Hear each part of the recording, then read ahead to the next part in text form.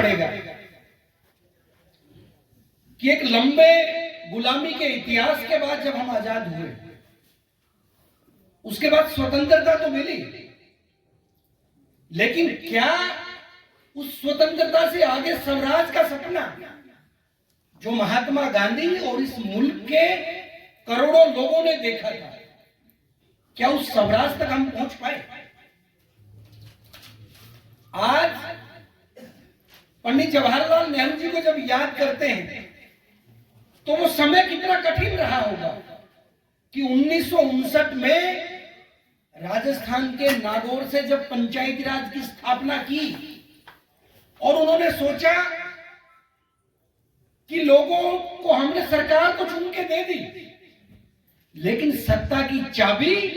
वो चंद जनप्रतिनिधियों ने अपनी जेब में डाल के रखने का कार्य किया।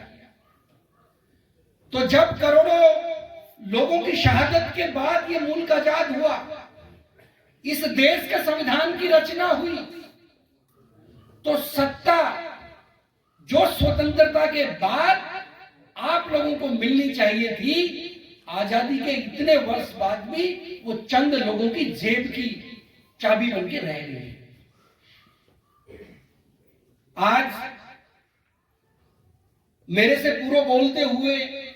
सचिन निरूपा जी ने डिसेंट्रलाइजेशन की बात की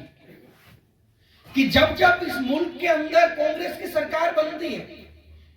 तो वो हमेशा हर वर्ग के लिए ऐसे फैसले और हर वर्ग के लिए ऐसे कानून तैयार करती है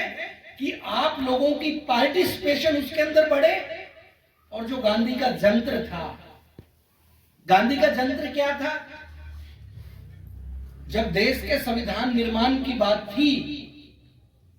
तो कांग्रेस पार्टी के नेता बापू के पास गए,